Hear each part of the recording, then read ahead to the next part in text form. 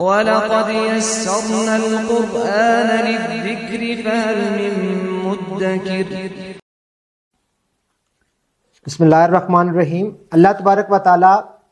مقام محمود کا ذکر کرنے کے بعد آیت نمبر 80 میں وہ ایک خوبصورت دعا جو اللہ کے نبی صلی اللہ علیہ وسلم نے اس لمحے اپنے رب سے مانگی تھی جب وہ ہجرت مدینہ کے سفر پر گامزن تھے، مکہ کو چھوڑ رہے تھے اور مدینہ کی طرف جو ہے وہ ہجرت کر رہے تھے، اللہ کے نبی صلی اللہ علیہ وسلم نے اپنے رب سے وہ کیا دعا مانگی تھی؟ وہ یہ دعا تھی وَقُلْ رَبِّ أَدْخِلْنِي مُدْخَلَ صِدْقٍ وَأَخْرِجْنِي مُخْرَجَ صِدْقٍ وَاجْعَلْ لِي مِن لَّدُنْكَ سُلْطَانًا نَصِيرًا، کہ اے رب کائنات مجھ کو جہاں بھی تو لے جا سچائی کے ساتھ لے جا، اور جہاں سے بھی نکال سچائی کے ساتھ نکال، اور اپنی طرف سے ایک اقتدار کو میرا معاون اور مددگار بنا دے۔ تو یہ آپ یہاں پر کہتے ہیں کہ نبی کریم صلی اللہ علیہ وسلم کا جو مقصد تھا، مقصد نبوت، اور جو جس منصب پر ان کو فائز کیا گیا تھا اور ان کو جو ٹارگٹ دیا گیا تھا، یعنی کہ اللہ کی زمین پر اللہ کے نظام کا نفاذ، والذی ارسل رسولہ بالہدی ودین الحق لیظہرہ علی الدین کلہ ولو کرہ المشرکون، کہ اللہ تبارک و تعالیٰ نے اپنے نبی کو یہ ٹارگٹ دیا ہے کہ اللہ کی اس دھرتی پر اللہ کے اس نظام کو، اس شریعت کو کامل شکل میں تم نے نافذ کرنا ہے اور اس کو قانونی حیثیت دینی ہے۔ تو اللہ اس کے لیے ضروری ہے کہ پاور، اقتدار، اور اللہ کے نبی صلی اللہ علیہ وسلم یہاں پر اقتدار مانگ رہے ہیں۔ ہم کہتے ہیں کہ ہمیں جو ہے وہ سیاست نہیں کرنی چاہیے، مولویوں کا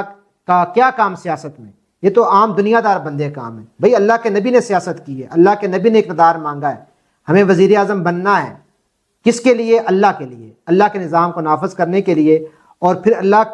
تبارک و تعالیٰ نے اس دعا کے بعد اگلی ہی آیت میں نوید سنا دی، بشارت دے دی۔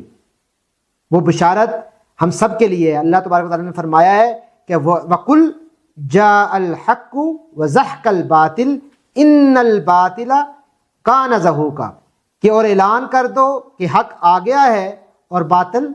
مٹ گیا ہے، باطل تو مٹنے والا ہی ہے، باطل نے تو بلا کر مٹنا ہی ہے۔ تو یوں یہ اللہ تبارک و تعالیٰ نے نوید اپنے نبی کو دی کہ تمہیں غالب ہونا ہے، اور تم انشاءاللہ اللہ کی نصرت کی بنیاد پر، توفیق کی بنیاد پر اللہ کے اس نظام کو غالب کرو گے، اور تا قیامت یہ ایک تمثیل بھی امت مسلمہ کے لیے قائم ہو جائے گی۔ اور آنے والی امت جو ہے، اور جو آنے والے گروہ میں جو صالحین ہوں گے، ان کے لیے ایک نشان منزل ہوگی، اور ان کو اپنی زندگی میں اس کے لیے کوشش کرنی ہوگی۔ اللہ تعالی ہم سب کو جو ہے وہ عمل کی توفیق عطا فرمائے۔ وآخر دعوانا الحمدللہ رب العالمین۔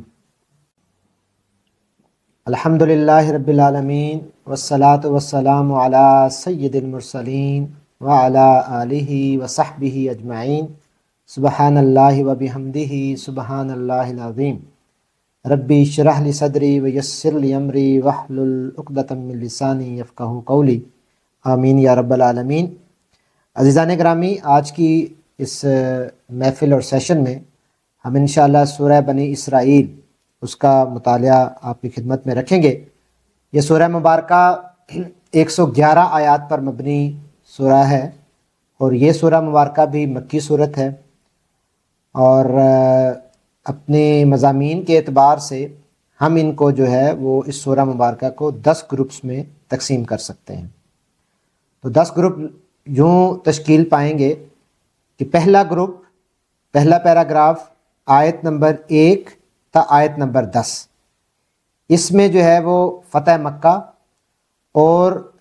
بیت المقدس کی جو ہے وہ بشارت دی گئی، اور بنی اسرائیل کا جو عروج اور زوال اس کے اوپر بات آئی ہے۔ دوسرا پیراگراف جو ہے وہ آیت نمبر 11 تا آیت نمبر 22 یہ تشکیل پاتا ہے، اور اس گروپ میں جو دنیا ہے یہ دارالامتحان ہے، اور اسی بات کو، اسی مقصد کو واضح کیا گیا، اور پھر مقصد رسالت و مقصد آخرت اس کو بیان کیا گیا ہے۔ اور تیسرا جو پیراگراف ہے وہ آیت نمبر 23 تا آیت نمبر 39 تک تشکیل پاتا ہے، اور اس پیراگراف میں اسلامی ریاست کے بنیادی اصول وہ بیان کیے گئے ہیں۔ چوتھا پیراگراف آیت نمبر 40 تا آیت نمبر 60، 10 آیات پر مبنی۔ اس پیراگراف میں مشرکین مکہ کے اعتراضات اور توحید و رسالت اور قرآن کے حوالے سے جو استدلال ہے اور قرآن کے اوپر جو ان کے اعتراضات ہیں اس کے جوابات دیے گئے ہیں۔ پھر پانچواں پیراگراف آیت نمبر 61 تا آیت نمبر 70، اس میں قصہ آدم و ابلیس اور بنی آدم کی جو تکریم اور تفضیل جو ہے وہ بیان کی گئی ہے۔ اور چھٹا پیراگراف آیت نمبر 71 تا آیت نمبر 77، اس میں رسول کریم صلی اللہ علیہ وسلم کے خلاف جو منصوبے اور حربے اور کاروائیاں کی جا رہی تھیں ان کی ناکامی کے حوالے سے بشارت دی گئی کہ یہ سارے حربے ناکام ہو جائیں گے۔ اور ساتواں پیراگراف آیت نمبر 78 تا آیت نمبر 82، اس میں نماز اور قرآن اور نماز تہجد اور دعا، ہجرت، تعلق باللہ اور تعلق باللہ کے نتیجے میں باطل قوتوں کے مٹنے کی بشارت دی گئی ہے۔ آٹھواں پیراگراف آیت نمبر 83 تا آیت نمبر 100، اس پیراگراف میں زندہ معجزہ یعنی کہ قرآن وہ اس کی بات کی گئی، اور قرآن کے بعد جو حسی معجزات کا مطالبہ مشرکین مکہ کر رہے تھے ان کو غلط قرار دیا گیا ہے کہ یہ قرآن بذات خود ایک بڑا معجزہ تمہارے ہم نے درمیان بھیج دیا ہے۔ پھر جو ہے وہ نواں گروپ آیت نمبر 101 تا آیت نمبر 104 تشکیل پاتا ہے، جس میں قریش کی قیادت، فرعونی کی عادت، ان کے معاملے کے حوالے سے یہ بتا دیا گیا کہ یہ فساد فی الارض اور یہ زمین میں جو ہے وہ انتشار پھیلانے والا گروپ اور گروہ ہے، اس کی سرزنش کی گئی ہے۔ اور 10واں پیراگراف جو ہے وہ آیت نمبر 105 تا آیت نمبر 111، اس میں اللہ تبارک و تعالیٰ نے قرآن کے حقوق اور خالص عقیدہ توحید کے ساتھ دعا، حمد اور اللہ کی کبریائی بلند کرنے کی ہدایت جاری کی ہے۔ تو یوں اس سورہ مبارکہ کا اگر ہم مرکزی مضمون چند سطور میں بیان کرنے کی کوشش کریں تو قرآن پر ایمان کی دعوت یہ پیش کی گئی ہے، اور فرعون کی طرح قریشی قیادت کو بھی یہ جو ہے وہ کے حوالے سے بات کی گئی کہ یہ زمین میں فساد اور انتشار پھیلانا چاہتے ہیں، لیکن اللہ تبارک و تعالیٰ ان کو جو ہے وہ ان کی چالوں کو الٹ دے گا اور اپنی تدبیر کے ذریعے ان تمام چالوں کو ناکام بنا دے گا۔ اور پھر اللہ رب العزت نے اس سورہ مبارکہ میں فتح مکہ اور فتح بیت المقدس کی بشارت دی ہے کہ انشاءاللہ یہ مسلمانوں کی جماعت اس فتح سے جو ہے وہ ہمکنار ہوگی۔ تو یہ ہمارے سامنے اس سورہ مبارکہ کا جو ہے وہ اجمالی خاکہ تشکیل پاتا ہے۔ تو یہ سورہ مبارکہ ہجرت مدینہ سے 1 سال قبل جو ہے وہ نازل ہوئی ہے، اور اس میں واضح طور پر کفار مکہ کو اور مشرکین مکہ کو تنبیہ کی گئی ہے کہ بنی اسرائیل کی تاریخ سے سبق لو، اور مہلت جو ہے جو تمہیں دی گئی ہے وہ اب ختم ہونے والی ہے، اور اس سے پہلے کہ تمہاری مہلت ختم ہو جائے سنبھل جاؤ، سبق حاصل کر جاؤ۔ اور یہود سے کہا گیا ہے کہ اپنی سابقہ سزاؤں سے عبرت حاصل کرو۔ انسان کی بھلائی ایمانیات ثلاثہ اور قرآن کو مان لینے میں ہے۔ اللہ، رسول اور قرآن، اس کو مان لو، اسی میں انسان کی بھلائی ہے۔ اخلاقی، دینی اور معاشرتی طرز عمل کے بارے میں واضح ہدایات دی گئی ہیں کہ جن کی بنیاد پر نظام زندگی قائم ہوتا ہے، یعنی کہ اسلامی نظام زندگی قائم ہوتا ہے۔ اور اس سورہ مبارکہ میں نبی کریم صلی اللہ علیہ وسلم کو پھر سے ہدایت دی گئی ہے کہ اپنے موقف پر جمے رہو، ڈٹے رہو، صبر سے کام لو، اصلاح نفس اور تزکیہ نفس کے عنوانات سجاتے رہو، اس کا کام کرتے رہو، اور نماز کا جو ہے وہ حکم دیا گیا ہے کہ نماز کو قائم کرو۔ تو یہ تحریک اسلامی کے لیے تا قیامت یہ مومنین کی صالحین کی جماعت کے لیے زیادہ راہ ہے کہ ڈٹ جانا، اپنے موقف پر قائم رہنا، متزلزل نہ ہونا، قدموں میں پسپائی کو نہ در آنے دینا، ہمت سے کام لینا، صبر سے کام لینا، اور اللہ تبارک و تعالیٰ کے ساتھ مضبوط تعلق کو استوار کرتے ہوئے آگے کی طرف پیش قدمی کرنا، اور رب العزت کے ساتھ تعلق کو مضبوط کرنے کا ایک بہترین ذریعہ جو ہے وہ نماز ہے۔ اللہ کے حضور سر بسجود ہو جانا، گڑ گڑانا، اس سے اپنے تعلق کو، اپنے معاملات کو پیش کرنا، اللہ رب العزت جو ہے وہ پھر ڈھارس بھی بناتے ہیں اور قوت باہم پہنچاتے ہیں، اور اس کے نتیجے میں اللہ رب العزت جو ہے وہ کامیابی اور سرخروئی سے ہمکنار کرتے ہیں۔ اس سورہ مبارکہ کا آغاز اللہ تبارک و تعالیٰ اس آیت مبارکہ سے کر رہے ہیں۔ بسم اللہ الرحمن الرحیم۔ سبحان الذی اسری بعبدہ لیلا من المسجد الحرام الی المسجد الاقصی الذی بارکنا حولہ لنریہ من آیاتنا انہ هو السمیع البصیر۔ اللہ تبارک و تعالیٰ فرما رہے ہیں کہ پاک ہے جو لے گیا ایک رات اپنے بندے کو مسجد حرام سے دور کی اس مسجد تک جس کے ماحول کو اس نے برکت دی، یعنی کہ مسجد اقصی، تاکہ اسے اپنی کچھ نشانیوں کا مشاہدہ کرائے۔ حقیقت میں وہی ذات ہے جو سب کچھ سننے اور دیکھنے والی ہے۔ تو قرآن مجید میں اللہ تبارک و تعالیٰ نے یہاں پر جو ہے وہ صرف مسجد حرام یعنی کہ بیت اللہ شریف سے مسجد اقصی یعنی کہ بیت المقدس تک حضور کے جانے کی جو ہے وہ تصریح بیان کی ہے، وضاحت دی ہے، اور اس سفر مبارک کا جو ہے وہ مقصد بتایا ہے کہ اس کا مقصد اللہ تعالیٰ اپنے اس بندے کو کچھ نشانیاں دکھانا چاہتا ہے۔ اس سے زائد تفصیل قرآن مجید میں نہیں آئی۔ یہ ایک ہی آیت مبارکہ ہے جو سفر معراج کے حوالے سے قرآن مجید میں آئی ہے۔ باقی جتنی تفصیلات ہیں وہ ہمیں احادیث کے ذریعے جو ہے وہ ملتی ہیں، اور ان کا پورا خلاصہ وہ احادیث میں ہمیں بیان کیا گیا ہے۔ ان تمام احادیث کو اگر اس کو اکٹھا کیا جائے اور ان کو مجموعے کی شکل میں پڑھا جائے تو ان کا خلاصہ اگر ہم چند سطور میں بیان کرنا چاہیں، لب لباب آپ کی خدمت میں رکھنا چاہیں، تو اس کا خلاصہ جو ہے یہی تشکیل پاتا ہے کہ یہ رات کے وقت حضرت جبریل امین جو ہے وہ آپ صلی اللہ علیہ وسلم کو اٹھا کر مسجد حرام سے، خانہ کعبہ سے، بیت اللہ سے مسجد اقصی تک براق پر لے گئے۔ وہاں آپ صلی اللہ علیہ وآلہ وسلم نے تمام انبیاء کے ساتھ نماز ادا کی اور نماز کی امامت کی۔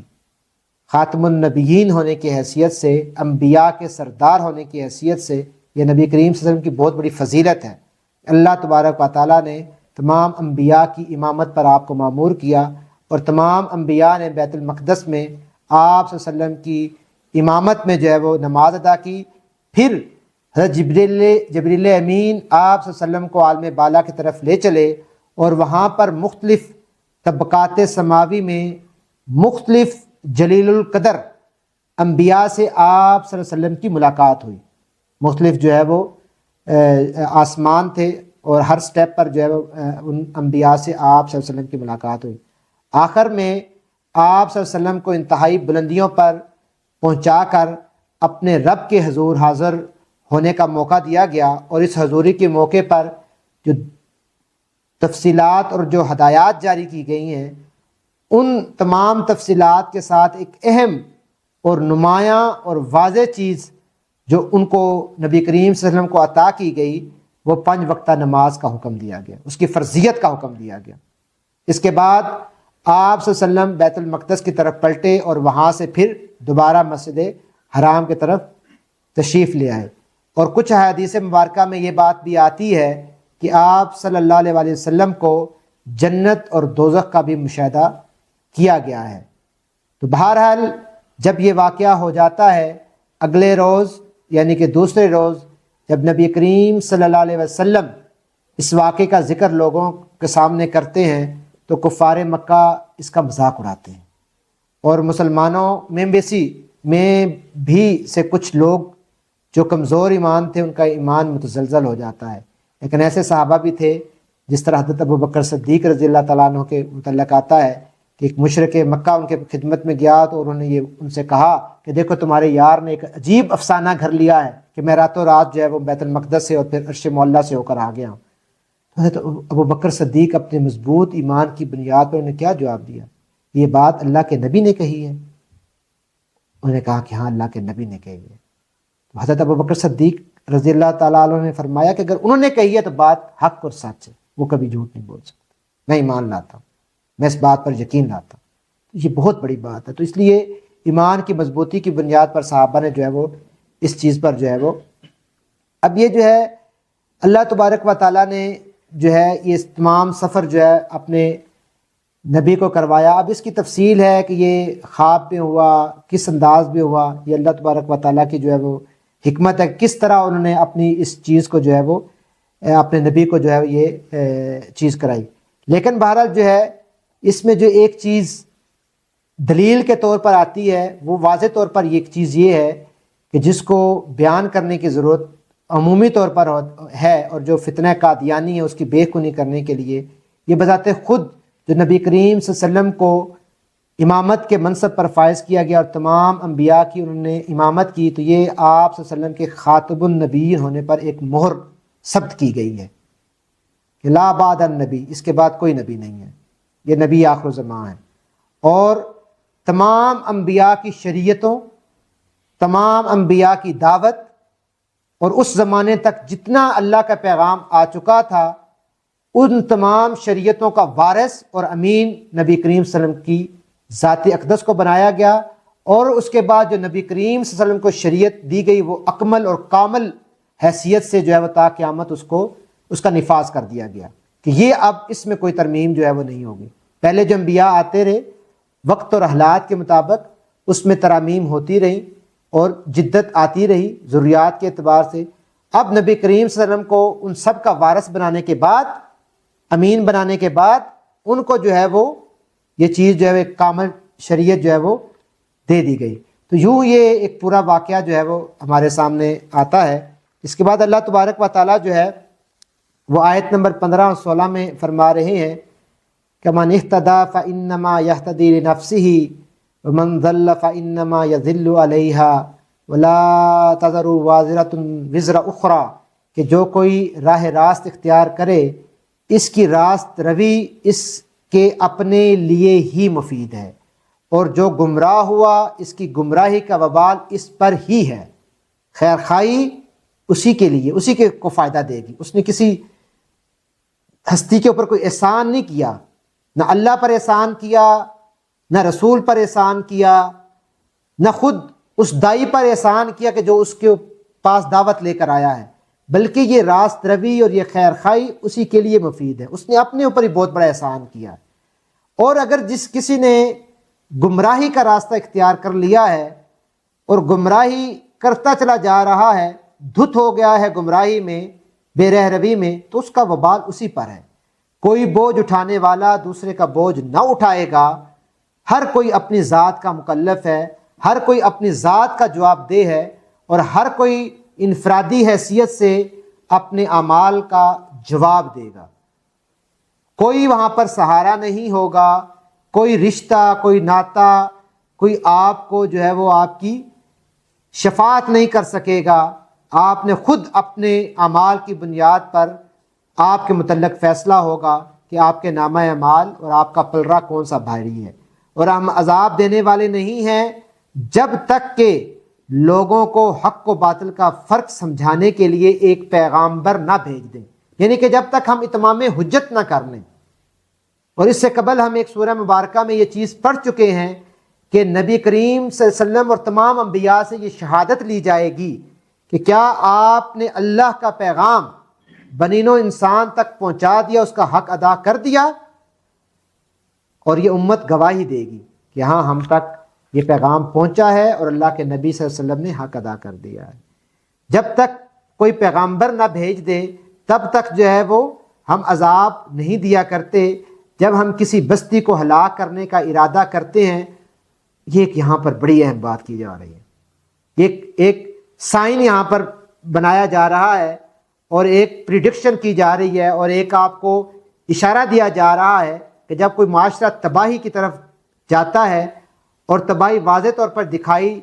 تب دیتے جب یہ معاملہ ہو جائے، تب یہ سمجھ لو کہ یہ معاشرہ جو ہے نا اب اپنی تمام تر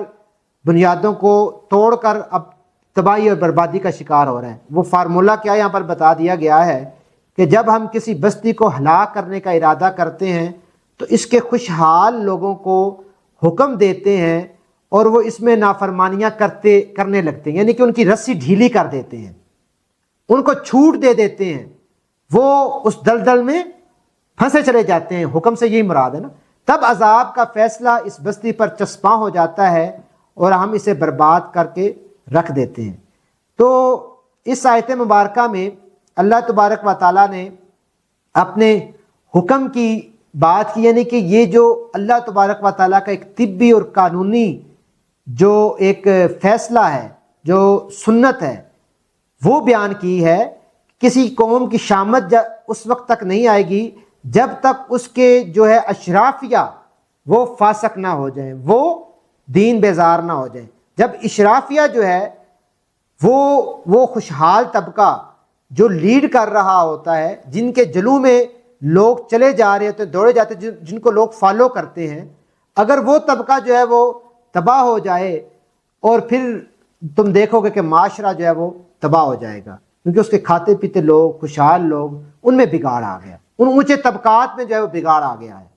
تو اس لیے جو دولت مند صاحب اقتدار لوگ ہیں جب فسق و فجور میں اتر آتے ہیں، ظلم و زیادتی، بدکاریوں کا اور شرارتوں کا وہ مرتکب ہو جاتے ہیں، تو پھر جو ہے وہ قوم کو یہ فتنہ لے ڈوبتا ہے، یعنی کہ یہ بذات خود ایک بہت بڑا فتنہ ہے اشرافیہ کا جو ہے وہ دین سے بیزار ہو جانا۔ تو اللہ تبارک و تعالی ہم پر رحم کرے جی۔ ہمارے جو حالات ہیں کچھ اس طرح ہی ہیں کہ ہماری اشرافیہ جو ہے وہ اس کا حال ہمارے سامنے ہی ہے، وہ ان تمام برائیوں میں، خرافات میں مبتلا ہیں۔ تو اس لیے اللہ تبارک و تعالیٰ جو ہے وہ یہ کہہ رہے ہیں کہ تمہیں یہ فکر کرنی چاہیے۔ ایک تو یہ کہ فارمولہ بتایا گیا ہے نا تمہیں کہ یہ وہ صورتحال ہے۔ اب جن کو اللہ تبارک و تعالیٰ نے جو امانت دی ہے اور جو صلاحیت دی ہے، اگر وہ اس امانت کو اور اس صلاحیت کو بروئے کار لاتے ہوئے اقتدار کے ایوانوں میں، اشرافیہ کے دائرہ کار میں اللہ والوں کو داخل نہیں کرے گا، وہ انسان یا وہ معاشرہ،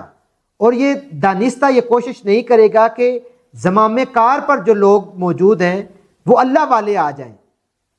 اللہ تبارک و تعالیٰ نے ہر انسان کو کچھ اختیار دیا ہے نا جی، جس طرح جو نظام معاشرے میں رائج ہوتا ہے، جس طرح ہمارے وہاں پر جو ہے ہمارے یہاں پر پاکستان میں جمہوری نظام موجود ہے،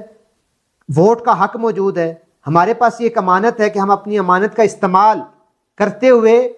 ان لوگوں کو منتخب کریں کہ جو اقتدار کے ایوانوں میں جا کے اللہ اور اس کے رسول کی بات کریں۔ تو یہ ایک چانس تو اللہ تبارک و تعالیٰ نے ہر انسان کو دیا ہوا ہے نا، اس نے اپنا وہ حق ادا کرنا ہے۔ ایک پہلو یہ ہے کہ جب اشرافیہ میں بگاڑ آ جائے تو پھر معاشرہ تباہ ہے۔ دوسرا یہ ہے کہ اس بگاڑ کو دور کرنے کے لیے اور معاشرے کو تباہی سے بچانے کے لیے آپ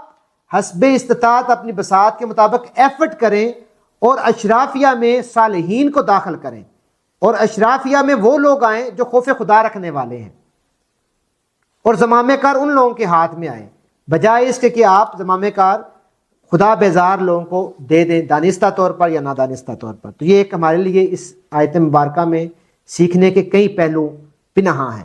ضرورت اس امر کی ہے کہ ہم اس پر جو ہے وہ توجہ کریں۔ پھر اللہ تبارک و تعالیٰ آیت نمبر 24 سے لے کر آیت نمبر 39 تک اپنی جو ہدایات بیان کر رہے ہیں، اس میں معاشرے کے اخلاق اور تمدن کے 14 بڑے اصول بیان کیے جا رہے ہیں۔ جو اسلامی معاشرہ ہے، جو مسلمانوں کا معاشرہ ہے، جہاں پر کلمہ گو رہتے ہیں اور جو تمدنی بنیاد پر ان اچھی روایات کا امین ہے، یا وہ یہ کوشش ہے کہ ہم اسلام کے ضوابط کو ملحوظ خاطر رکھیں، تو ان کو پھر یہ 14 جو ہے وہ اصول سامنے رکھنے چاہیے، اور کوشش کرنی چاہیے کہ ان 14 اصولوں کے مطابق اپنی زندگیوں کو ڈھالیں اور چلائیں اور بڑھائیں۔ وہ 14 اصول کیا ہیں جی؟ ان کی تفصیل میں نہیں جاؤں گا، صرف 14 اصول آپ کے سامنے نمبرز کی صورت میں پیش کروں گا۔ پہلا اصول وہ یہ کہ شرک نہیں کرتا، وہ معاشرہ شرک نہیں کرتا، شرک نہ کرنا۔ دوسرا، والدین کے ساتھ حسن سلوک کرنا،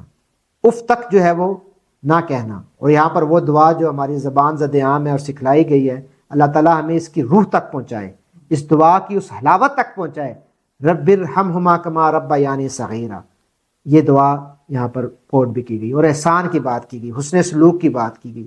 کہ اے اللہ تبارک و تعالیٰ تو ہمارے والدین پر رحم کر، جس طرح بچپن میں انہوں نے ہمارے ساتھ رحم کیا، رحم کی معاملہ کیا، شفقت کا معاملہ کیا، ہماری دیکھ بھال کی، ہماری پرورش کی، ہمارے ناز اور نخرے برداشت کیے، ہمیں گروم کیا، ہمیں وہ فیسیلیٹیٹ کیا، اور آج ہم تمام تر توانائیوں کے ساتھ جو ہے وہ بڑے بنے پھرتے ہیں کہ ہم بڑی چیز ہیں۔ یہ تو اس مرحلے میں جب ابتدائی اور ارتقائی مرحلے میں تھے، تب جب ہم کچھ نہیں کر سکتے تھے تو انہوں نے اپنی تمام تر جو بھی ان کے پاس دستیاب وسائل تھے وہ ہمارے لیے تج دیے، لگا دیے، کھپا دیے، اور ہمارے ناز اور نخرے جھیلے۔ تو ان کے ساتھ حسن سلوک کا معاملہ کرو، اور ان کے آگے اف تک نہ کہو۔ اگر تمہیں کوئی بات بری بھی لگ رہی ہے یا تم سمجھتے ہو کہ وہ آج کے جدید دور کے سے ریلیونٹ نہیں ہے، جنریشن گیپ آ گیا ہے، تو لیکن پھر بھی ادب اور احترام کو ملوز خاطر رکھتے ہوئے احترام کے ساتھ بات کرو، ادب کے ساتھ بات کرو، رشتہ دار، مساکین اور مسافروں کے حقوق ادا کرو۔ یہ تیسری بات، رشتہ دار، مساکین اور مسافروں کے حقوق ادا کرو۔ چوتھی بات، غربا، مسکین، غریب، ان کی مدد نہ کر سکو،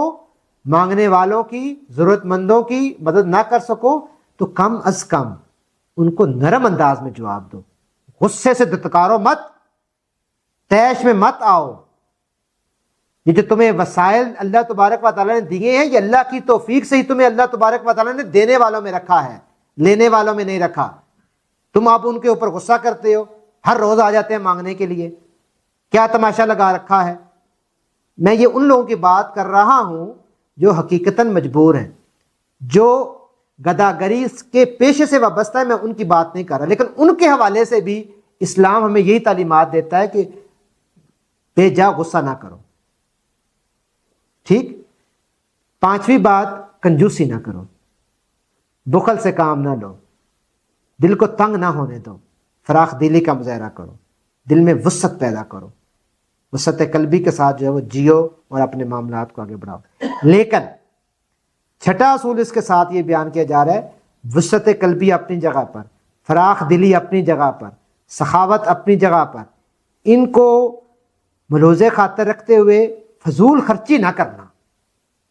فضول خرچی جو ہے وہ جو فضول خرچ ہوتا ہے وہ شیطان کا بھائی ہوتا ہے۔ فضول خرچ نہ اپنے آپ کرنا کہ اسراف کرتے چلے جاؤ، بے جا ایک چیز کی تمہیں ضرورت نہیں ہے اس پہ تم خرچ کرے جا رہے ہو، اس سے بچو۔ تنگی دل میں فراخ دلی ہونے کا یہ مطلب نہیں ہے کہ ہم پیسے کا ایسے ہی بہا دیں، ناجائز جگہوں پہ ہم لگاتے چلے جائیں، تو فضول خرچی نہ کرو۔ ساتویں چیز، رزق کے خوف سے اولاد کو قتل نہ کرو۔ اگر اللہ تبارک و تعالیٰ نے اس دنیا کو تخلیق کیا ہے، اگر تمہیں اس دنیا میں لے کر آیا ہے، تمہیں وسائل مل رہے ہیں، تمہاری ضروریات پوری ہو رہی ہیں، تو یہ اللہ تبارک و تعالیٰ اس دنیا میں کسی زیرو کو بھیجتا ہے تو اس کے ساتھ رزق کا انتظام کر کے بھیجتا ہے۔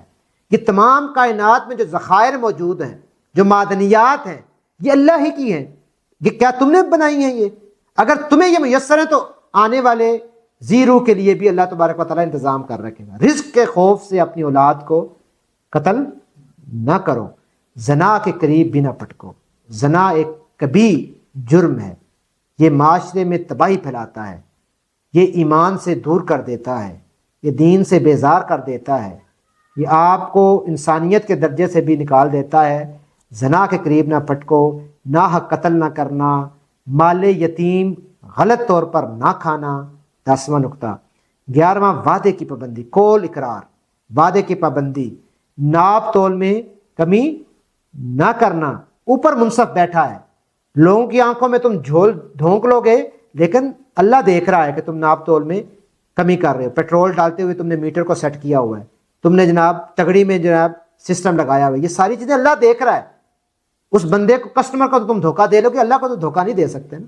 ناپ تول میں کمی نہ کرو، جاسوسی مت کرو، جاسوسی والا رویہ ٹو میں نہ رہا کرو، ہر بات کی ٹو میں رہتے ہو، جاسوسی والا کام چھوڑ دو، زمین پر اکڑ کے نہ چلو، تکبر نہ کرو، عاجزی کا جو ہے وہ مظاہرہ کرو. تو یہ یہاں پر اللہ تبارک و تعالیٰ ہدایات دے رہے ہیں. پھر اللہ تبارک و تعالیٰ آیت نمبر 79 میں فرما رہے ہیں اقم الصلاۃ لدلوق الشمس الی غسق اللیل وقرآن الفجر ان قرآن الفجر کان مشہودا، کہ اے پیغمبر آفتاب کے ڈھلنے کے وقت سے لے کر رات کے اندھیروں تک نماز ادا کیا کیجئے اور صبح کی نماز بھی پڑھا کیجئے، یقیناً صبح کی نماز حاضر ہونے کا وقت ہے، یعنی فرشتوں کے، اور اس قدر رات کے حصے میں بھی سوا اس میں پیدا ہو کر تہجد کی نماز پڑھا کیجئے. یہ تہجد آپ کے لیے ایک زائد چیز ہے، امید ہے کہ آپ کا رب آپ کو مقام محمود میں جگہ دے گا. یہاں پر اللہ تبارک و تعالیٰ نے تہجد کی نماز کی بات کی ہے، اور جو فرض عبادات ہیں اسے زاہد عبادات کی بات کی ہے، اور خود نبی کریم صلی اللہ علیہ وسلم کو تلقین کی ہے. تو آپ کو اللہ تبارک و تعالیٰ نے جو مقام محمود پر فائز کیا ہے، اس کا تقاضا یہ ہے کہ آپ کے لیے تہجد کی نماز فرض ہے. نبی کریم صلی اللہ علیہ وسلم کے لیے تہجد کی نماز کو جو ہے وہ فرض قرار دیا گیا ہے، کیونکہ آپ کو ہم نے مقام محمود پر فائز کیا ہے. عام لوگوں کے لیے تزکیہ نفس اور ریاکاری کا جو علاج بتایا گیا ہے وہ یہ بتایا گیا ہے کہ نماز ادا کرو. پھر اللہ تبارک و تعالیٰ نے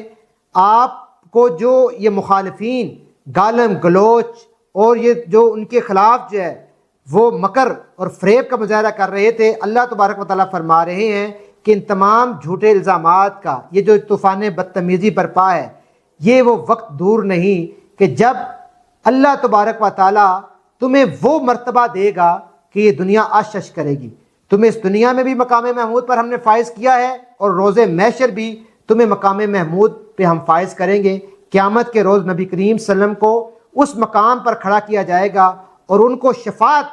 کا جو ہے وہ اختیار دیا جائے گا کہ آپ سفارش کر سکتے ہیں. اور یہ اس مقام محمود کا ایک حصہ ہے کہ نبی کریم صلی اللہ علیہ وسلم کو شفاعت کا جو ہے یہ اللہ تبارک و تعالیٰ نے اعلیٰ ترین جو ہے وہ مقام دیا، کسی اور نبی کو نہیں دیا، صرف نبی کریم صلی اللہ علیہ وسلم کو یہ جو ہے وہ اعلیٰ ترین جو ہے وہ مقام دیا گیا ہے. حضرت کعب بن مالک رضی اللہ تعالیٰ عنہ سے روایت ہے کہ نبی کریم صلی اللہ علیہ وسلم نے فرمایا ہے قیامت کے روز میں اور میری امت ایک ٹیلے پر کھڑے ہوں گے، اللہ تعالیٰ مجھے سبز رنگ کا یعنی کہ قیمتی لباس عطا فرمائیں گے، پھر اللہ تعالیٰ مجھے بات کرنے کی اجازت عطا فرمائیں گے، اور جو کچھ اللہ چاہے گا میں عرض کروں گا. یہی جو ہے وہ مقام محمود ہے. اللہ تبارک و تعالیٰ مجھے اور آپ کو عمل کی توفیق عطا فرمائے.